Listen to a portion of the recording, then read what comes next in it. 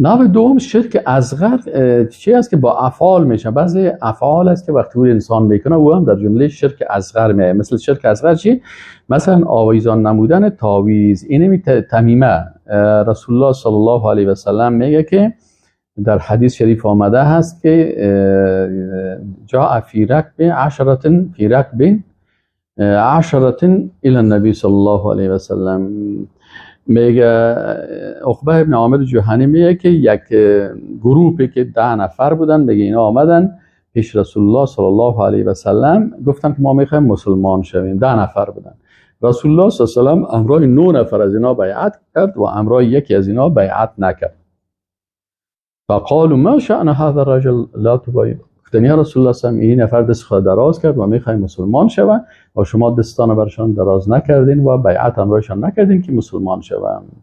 فقال ان فی عضده تمیما. گفت که در شانه ازی که هست، همون تیغمند میگن، تیغمندی هست یا تعویض هست یا هر چیز هست، گفتی در شانه ازی هست. پس این انوس نخواسته که مسلمان واقعی شوه و این آثار شرک از وجود خود دور بکنه. میگه فقطع الرجل تمیما. میگه همین شخص در بازوبند ازی که همین تیغبندی بود یا مثلا هرچی که بود، مثلا یا تعویض بود یا امی بود، ایره کند او سو انداخت.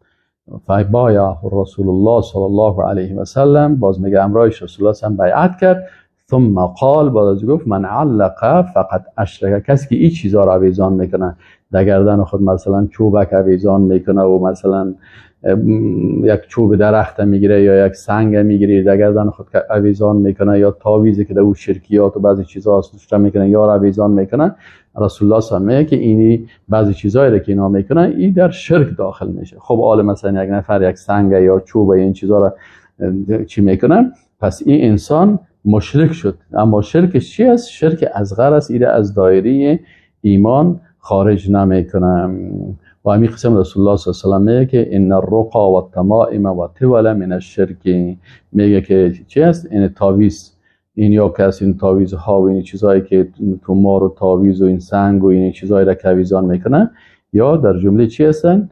در شرکیات است. و همین قسم مثلا ودعه میگن، ودعه صدفه میگن، یا کسی صدفه در گردن اشتکا اویزان میکنن، میگه چشمش برای چشم بوری و گپا هست.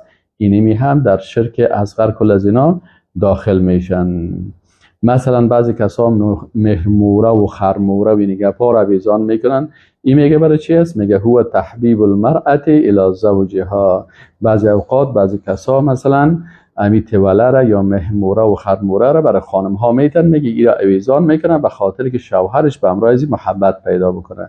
این هم در جمله شرکیات است. یعنی کلمه شرک بر از اینا آمده هست، لکن اینا چی هستن؟ اینا انسان از دایره ایمان خارج نمیکنه، ولی گناهش از گناه کبیره کده هم زیاد است.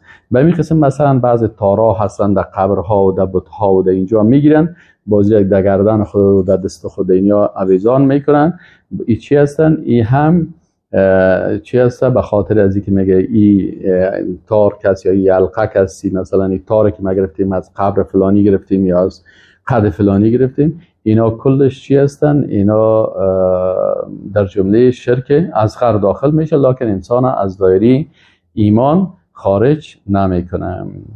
و بعضی از حلقه ها و چله ها و دستبند ها هست که ایره هم به قصد دفع ضرر میکنن. مثلا یکی است که مثلا انسان خانم ها چله یا انگشتر یا دستبند یا رو به خاطر زینت میپوشه، این پروا نداره. اما بعضی کسا در نیتش هست، میگی چرا کره را مثل کندو میگه این کره که دست ما باشه باز ما گناه نمیکنم، و یا ای که مثلا این مرض بلاها نگاه میکنم، اینی گپا، اینی چیزا که است، اینی در جمله شرک اصغر است. دیگه نامگذاری به نامهای شرکی بعضی کسا هست، مثلا نامهایی داره مثل عبدالمحمد بنده محمد، عبدالرسول بنده رسول، عبدالنبی بنده نبی.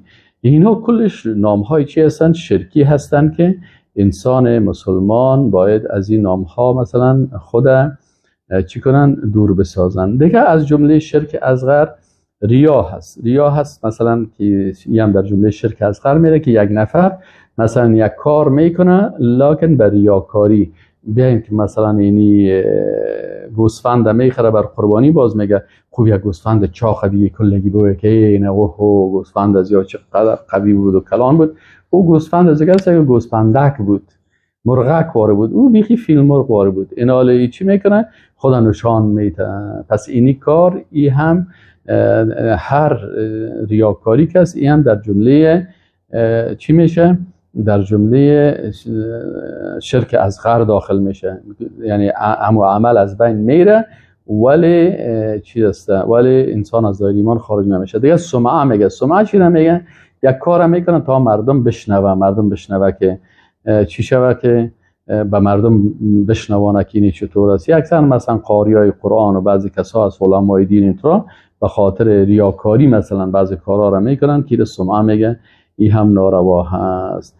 خب ضرر شرک اصغر چی است؟ ضرر شرک اصغر اینمی است که در هر کاری که شرک اصغر داخل شد، اگر او کار قصد ثواب باشه ثوابش از بین میبره و انسان به گناه بسیار خطرناک مبتلا میکنه.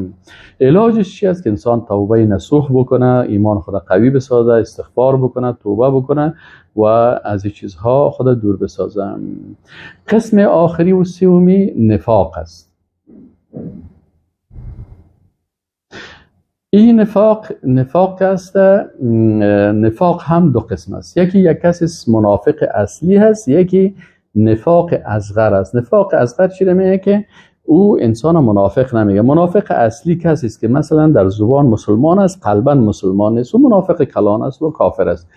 اما نفاق اصغر چی میگن؟ که برش کلمه نفاق استعمال شده، لکن این نفر منافق نیست، مسلمان واقعی هست، لکن این کارایی را میکنه که ایره به نفاق نزدیک میسازه. از این خاطر نفاق اصغر یا کوچک میگن. در حدیث شریف است رسول الله صلی الله علیه و سلم میگن، در حدیث رسول الله صلی میگه که آیت المنافق ثلاثون. رسول الله صلی میگه که علامت منافق 3 تاست و در جای دیگه میگه که علامت منافق 4 تا هست. اذا حدث کذبا، وقتی که گپ میزنه دروغ میگه. پس یکی از علامات کسی که دروغ میگه این علامت نفاق است، لکن این از دین خارج نمیشه، لکن این نفاق اصغر است. اذا حدث کذب و اذا وعد اخلف، وقتی که وعده داد خلاف وعده میکنه، و اذا تؤمن خان، وقتی که برش امانت دادی خیانت میکنه. این علامت منافقت است. یعنی شما دیده باشین یک نفر وقتی گپ میزنه تو دروغ میگه. مثلا شما بسیاری وقتا در پالو یک نفر شیشتین، خودش مثلا در شهر است، مثلا سلام علیکم کجا هستی؟ والا من این در پغمان هستم. خب تو خود دروغ گفتی. این حالی یکی از علامت ها چی دروغ مثلا در تلفن باشه یا تو دروغ در خط باشه یا دیگه دروغ ها به شکل زبان باشه. پس دروغ است. یکی از علامات منافق دروغ گفتن است. دوم علامت منافق چی هسته؟ یعنی نفاق اصغر.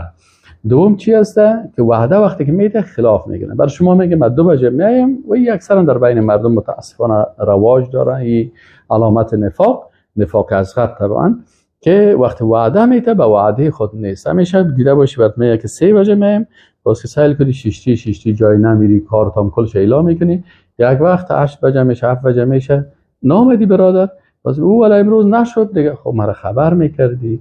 یا مثلا تو خود 3 بجه گفتی، حالا 6 بجه شد، تو مرا میگفتی که 6 بجه میایم، 3 ساعت مکمل مرا منتظر شدی، من کل کار با ماندم و بالاخره باز تو مثلا چی که اینی علامت منافق است. دیگه از علامات منافقی است که وقتی که برایش یک چیز رو امانت بگذاری، مثلا میری کالایت در خانه یک کس میگذاری، دیگه روز میری که در جانش سهل میکنی وی از این کالا شما هم جور کردی؟ میگه نه اما کالای تو است رو پوشیدم. گفتم باش در جان من چطور معلوم میشه؟ برادر مخفی بر تو امانت گذاشته بودن. یا مثلا برای یک کس یک چیز رو میتی که ایره مثلا به فلانی دوست من در فلانی جای تسلیم بکن، یک وقت سهل میکنی که خیانت کرده و اما امانت تو را اصلا تسلیم نکرده و در امانت خیانت کرده. و چهارمش هم در روایت دیگه آمده که وقتی که جنگ میکنه عاجل دشنام میده. همین مجرد یک جای گپ همین 2 کلمه با این گفتی دیگه دشنام میده. و حال این منافقینه که امروز بسیار زیاد شده، خصوصا در رسانه ها دیگه دشنام دادن بسیار زیاد است و این از علامات منافقت است و این نفاق اصغر است و این دروازه هست برای چی؟ یعنی راه را باز میکنه برای نفاق اکبر و به کافر و بیدین شدن. الله متعال همه ما و شما را توفیق نصیب بکنه که از این امور خود خلاص بکنیم، به خاطر از اینکه کفر اصغر و شرک اصغر و نفاق اصغر در جمله نواقص ایمان است، یعنی ایمان نقصان میرسانه و شخصی که به این گناه ها مبتلا هست ایمانش کامل نیست بلکه نقصان داره. و السلام علیکم و رحمت الله و برکاته.